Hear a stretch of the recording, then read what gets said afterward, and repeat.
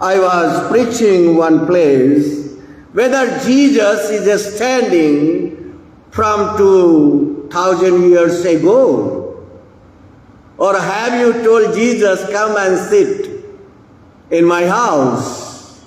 Whether he is standing before your door, or he is sitting in your house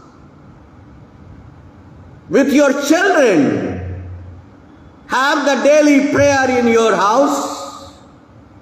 God has revealed his mystery on you.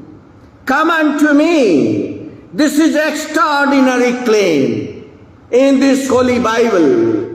You will not find anywhere. This Bible says it is an open invitation, and I may say this is extraordinary claim. And the